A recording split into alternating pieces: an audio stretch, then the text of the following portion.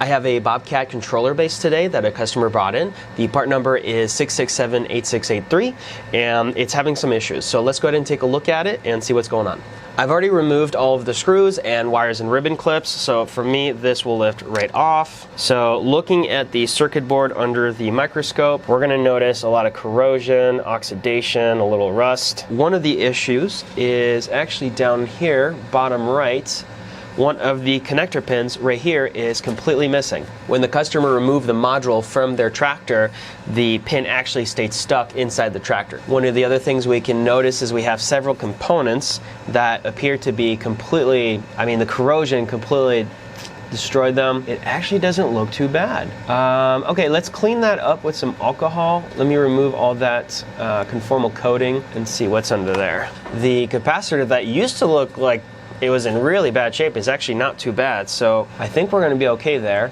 And I'm thinking a lot of these components that do look to be in rough shape are actually okay as well. See, over here we'll do a little cleaning. So looking more closely at it, I think this is actually going to be the extent of our damage.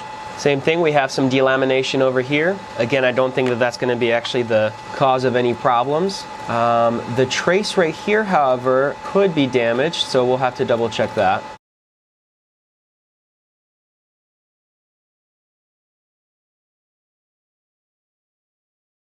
Now that we have everything cleaned up, it's a lot more clear what's going on. So we have part of our pad here is missing. It was supposed to be connected via 4 joints here. So we're gonna have to rebuild all of that so we have good proper contact and connection with our pin to the rest of the copper on the board. So the next thing we wanna look at is the ones next to them. Before we do this replacement, I just wanna get a good idea of how much and if we need to do some repairs over here as well. So just making sure we have good contact here, making sure this one also has good contact because the trace looks a little damaged.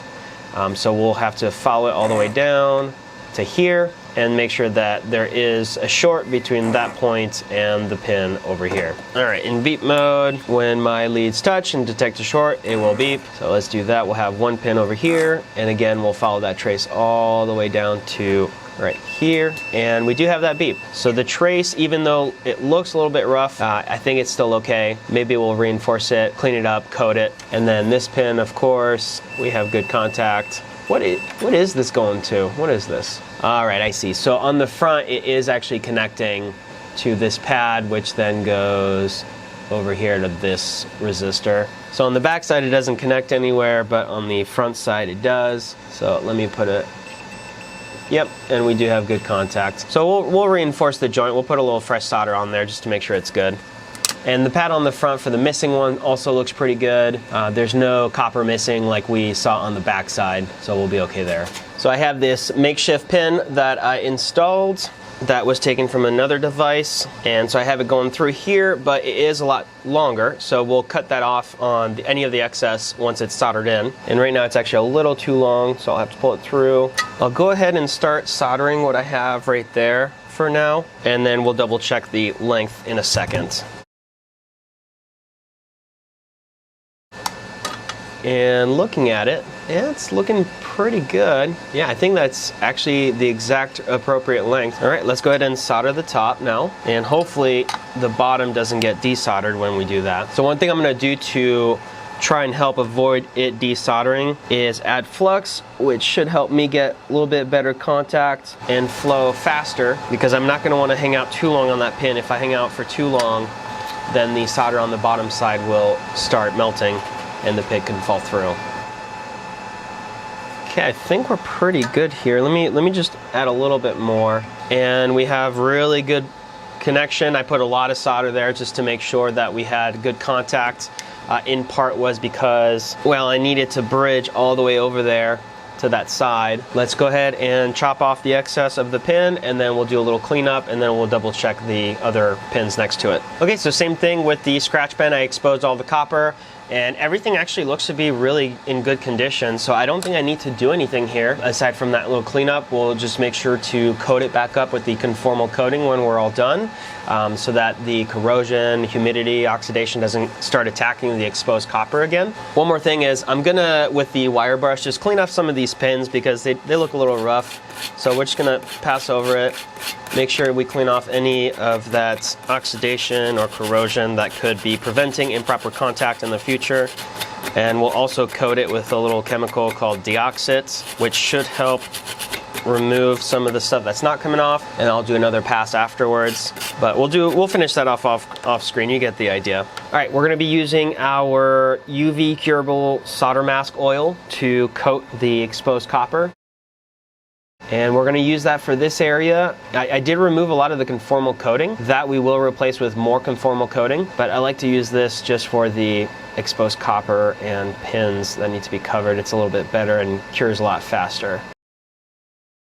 And we'll just use the UV light for the curing, and that'll take about 20 to 30 seconds. All right, so we're all set. The UV light finished the curing process, so we're good here. So when we were double checking all of these pins and doing some of our cleaning with the metal brush, we did notice that this middle one was actually also affected right here. We ended up replacing it as well. As you can tell at the top, there is no solder. The reason there's no solder on that one is because this one actually is a no contact at the top. So the pad next to it that I started scratching is ground, but should not actually in fact connect to that pin. We did not solder at the top, only from the bottom, and we did put a little adhesive to help with the structural integrity of the pin.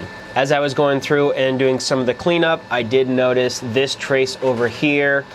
So if we follow this trace, it goes here, up, up, up, and then it goes right to there, into this diode here. Let's do a quick check. I have some contact here, but the trace very quickly disintegrates, is missing, and then it reappears a little bit here, and then missing again, and then goes through the board to the other side. So we're not getting good contact here, meaning we don't have a short, so the trace is, and of course clearly visually we can see, missing over here. We're gonna have to rebuild that and reconnect it with some of our own wire. And we're back from the holidays. So back at the board, I have put a very small wire from this container that has a extremely thin copper wire. So I've already weaved it through the point that goes through the board.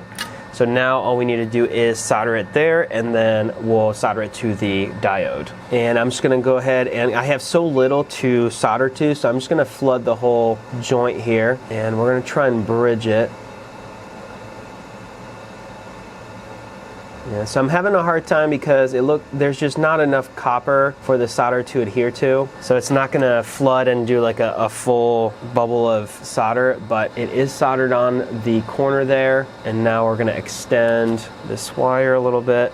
Now I wanna make sure that it's not going to accidentally short out to anything. I'm gonna push it over here. Shoot, we just broke our connection. Gonna have to start over. I'm gonna try and put a little bit more solder because there's just so little on there. Okay, now we're gonna try with this smaller tip, and hopefully we can get, oh, there we go, that looks a lot better. We have a much better joint right there. So now we're gonna weave this around so that it doesn't make unwanted contact. And we'll pin it down with some of the conformal coating. We're gonna go ahead and just solder the other side of the diode.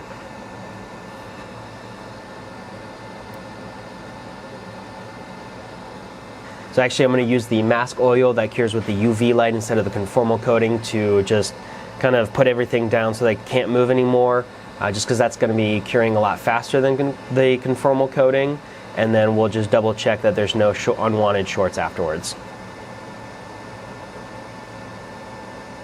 And I'm trying to be very careful not to move the wire in a way that I don't want it to move. And I think I did a good job. So now we'll cure it for about a minute or so. All right, that should do it. Just gonna poke at it, make sure it's a little soft, but I think we'll be okay. All right, yeah, it's actually, okay, it cured on the top, but it didn't cure on the bottom. So let me do one more round. So now we're gonna go ahead and flip it over, check the other side out. And this is where the wire is popping out of. So let's go ahead and solder that down.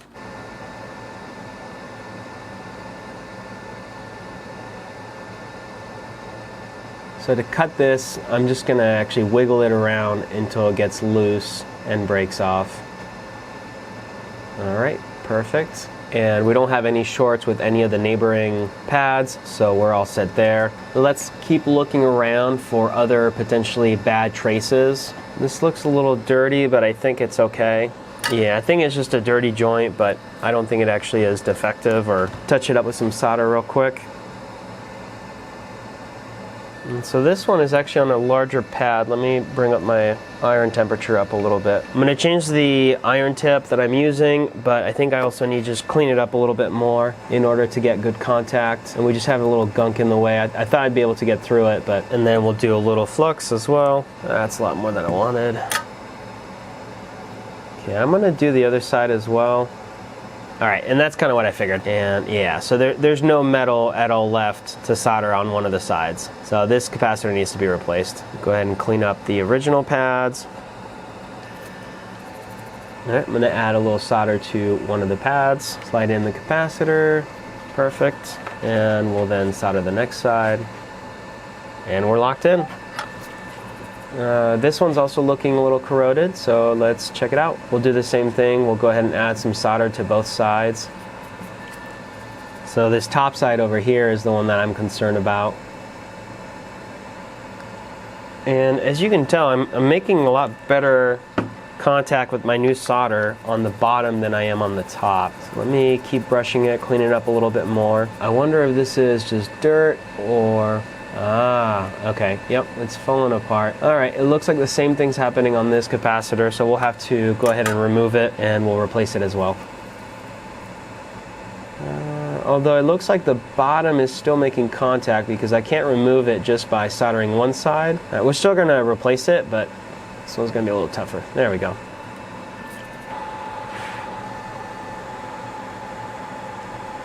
All right, this one's also looking like it might need to be replaced.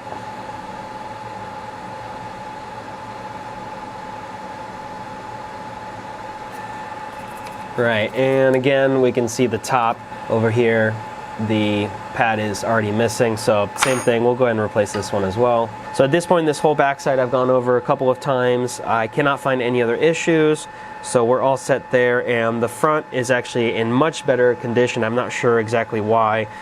Most likely the elements are closer to this side of the board than this side, since this is the side that faces the driver, and this side is facing the inside of the compartment that the board sits in. So that completes our repair of the Bobcat controller base module. If you have a similar one that you're looking to have serviced, give us a call, let us know. We'll have details in the description down below. If you liked the video, leave us a like and subscribe. Thanks for watching.